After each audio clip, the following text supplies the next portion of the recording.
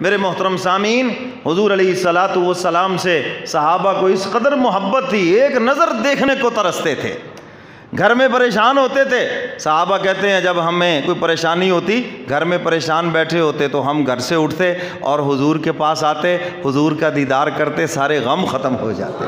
خدا نے چہرہ ہی ایسا بنایا ہے محبوب کا، جو دیکھتا سارے غم اس کے ختم ہو جاتے۔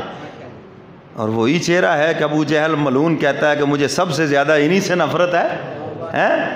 تو حضور علیہ الصلاۃ والسلام کے چہرہ مبارک میں کوئی نقص نہیں، اس ملعون کی آنکھوں میں نقص ہے، اس ملعون کی عقل کے اندر نقص ہے، اس کے دل کے اندر نفرت اور بغض ہے، ورنہ حضور کے چہرے میں تو کوئی نقص نہیں ہے۔ جس چہرے کی قسم خدا اٹھائے اس چہرے میں نقص ہو کیسے سکتا ہے؟ تو میرے محترم سامعین، حضرت تھانوی رحمۃ اللہ علیہ فرماتے ہیں کسی خدا کے پیارے سے پیار ہو جائے، اللہ والوں سے پیار ہو جائے، اور اگر ان کے نقش قدم پہ چل پڑے پھر تو کیا ہی بات ہے۔ خدا کے پیارے سے پیار ہو جانے پر جب اتنا انعام ہے، اگر اس کے نقش قدم پہ چل پڑے، اس کی تعلیمات پہ چل پڑے، تو پھر تو وہ کہاں سے کہاں پہنچ جائے۔ تو میں نے عرض کیا کہ بہت سارے لوگ بظاہر نظر آتا ہے کہ ان کو اللہ والوں سے، حقیقت یہ انہیں کوئی پیار نہیں ہے۔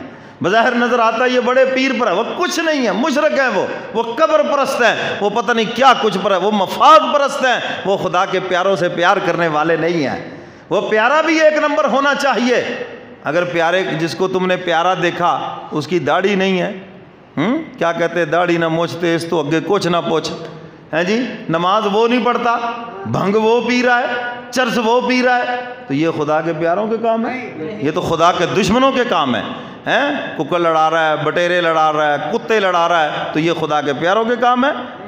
خدا کا پیارا تمہیں نماز پڑھتا ہوا نظر آئے گا، خدا کا پیارا تمہیں قرآن پڑھتا ہوا نظر آئے گا، خدا کا پیارا ماں باپ کی فرما برداری کرتا ہوا نظر آئے گا، خدا کا پیارا تمہیں حضور کی اتباع کرتا ہوا نظر آئے گا۔ اور اللہ کا پیارا تو ہوتا ہی وہ ہے جسے دیکھو خدا یاد آ جائے، اور جس کا اٹھنا بیٹھنا دیکھو تو مصطفیٰ یاد آ جائے۔ مولانا انور شاہ کشمیری رحمۃ اللہ علیہ کو دیکھ کر علامہ اقبال نے کہا تھا اسلام کی سچائی کی ایک تصویر یہ بھی ہے۔ تو میرے محترم سامعین، خدا کے پیاروں سے پیار ہونا، حضرت تھانوی رحمۃ اللہ علیہ فرماتے ہیں یہ ایک چیز ہے، اور دوسرا جذبہ دل میں پیدا ہو جائے کہ میں نے حضور کی اتباع کرنی ہے۔ کس کی اتباع کرنی ہے؟ اپنے جذبات کی نہیں۔ نعرے لگتے ہیں غلامی رسول میں موت بھی قبول ہے، غلامی رسول میں داڑھی قبول نہیں ہے، غلامی رسول میں سچ بولنا قبول نہیں ہے۔ بولو تو صحیح یار، آپ کہیں گے مولوی صاحب آپ آخر میں آ کے ہمیں سیدھے ہو گئے، اور غلامی رسول میں حضور کی اتباع قبول نہیں ہے، حضور کی اتباع کرنی چاہیے۔ تو میرے محترم سامعین، حضور علیہ الصلاۃ والسلام نے اس کو پسند فرمایا، اس کو اپنا عاشق مانا ہے جو حضور علیہ الصلاۃ والسلام کی اتباع کرے۔ حضرات صحابہ کرام نے قدم قدم پہ اتباع کر کے دکھائی۔ حضور نے اعلان فرمایا بیٹھ جاؤ بھائی، حضور باہر نکلے، دیکھا مسجد میں سارے لوگ بیٹھ گئے، ایک صحابی ایسے بیٹھے ہوئے ہیں، ایک پاؤں مسجد کی دہلیز کے اوپر ہے اور ایک پاؤں نیچے ہے، مسجد ذرا تھوڑی سی اونچی ہے اور ایک پاؤں نیچے ہے، وہ ٹیڑھے ہو کر بیٹھے ہوئے۔ حضور نے فرمایا میں نے تو مسجد والوں کو کہا تھا بیٹھ جاؤ اور تم یہاں بیٹھ گئے۔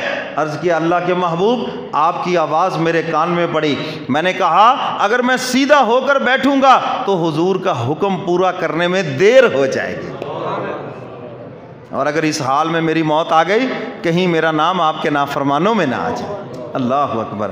حضور نے فرمایا نہیں سیدھے ہو کر بیٹھ جاؤ، سیدھے ہو کے بیٹھ گئے۔ حضور آگے تشریف لے گئے، بکریوں کا ریوڑ ہے، ایک صحابی حضرت ابو دردہ رضی اللہ تعالیٰ عنہ بکریوں کے ریوڑ کے بیچ میں بیٹھے ہیں۔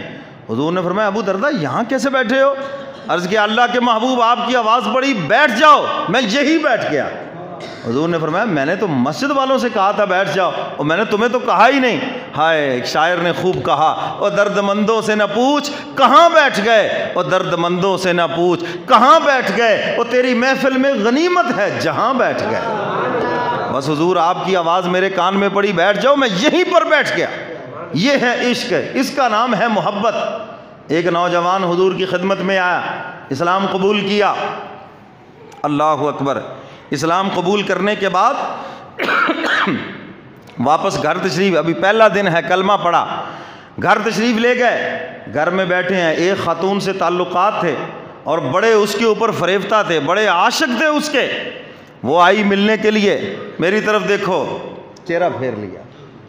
آج کا عاشق تو آنکھیں پھاڑ پھاڑ کے دیکھتا ہے نا، ہاں یہی بناوٹی عاشق، اور وہ حقیقی عاشق، یہی تو فرق ہے۔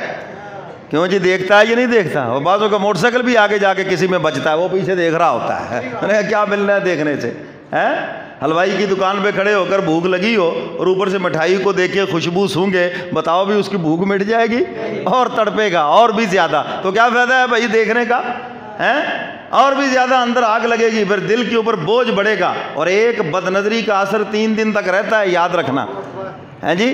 اور جب بار بار بد نظری کرے گا، ہارٹ اٹیک کے جہاں اور اسباب ہیں، ایک سبب یہ بھی ہے، دل کو پریشان رکھ رکھ کے دباؤ اتنا خون کا بڑھ جاتا ہے، پھر اس کو ہارٹ اٹیک ہوتا ہے، اور یہ ایسی مرض ہے بد نظری کی، آج کے دور کا یہ سب سے بڑا گناہ ہے، اور یہ ایسا گناہ ہے کہ انسان کرتے کرتے قبر میں بھی ساتھ لے جاتا ہے۔ یہی گناہ ہے جس کی وجہ سے نیکیوں کا نور زائل ہو جاتا ہے، انسان کے اندر کی روحانیت ختم ہو جاتی ہے، ساری عبادات کا نور ختم ہو جاتا ہے، اور ہوتا کیا، مسجد سے نکلے جناب بازار میں گئے، آنکھیں پھاڑ پھاڑ کے دیکھ رہے ہیں، ایئرپورٹ پہ، بس سٹینڈ پہ، وہاں آنکھیں پھاڑ پھاڑ، ارے مسجد میں خدا ہے تو وہاں خدا نہیں ہے، یہاں عبادت کر رہے ہو مولا کی، تو یہ بھی تو عبادت ہے، نظروں کو بچانا، وہاں جناب وہ پھاڑ پھاڑ کے نظریں دیکھ رہے ہیں۔ یہ ہمارے جو صوفی لوگ تھے نا داڑھی والے، پہلے ویسے یہ اس گناہ سے کچھ قدرے بچے ہوئے تھے، اور جب سے یہ اینڈرائڈ موبائل آ گیا تو یہ بھی مبتلا ہو گئے، یہ بھی مبتلا ہو گئے اس میں۔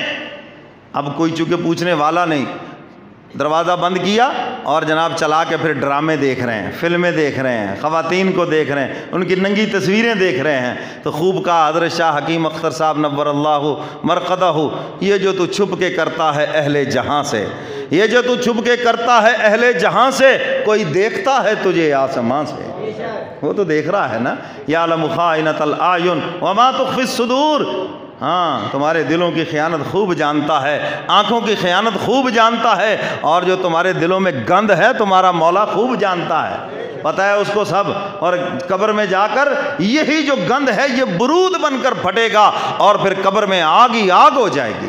اللہ ہم سب کو محفوظ فرمائے۔ تو میرے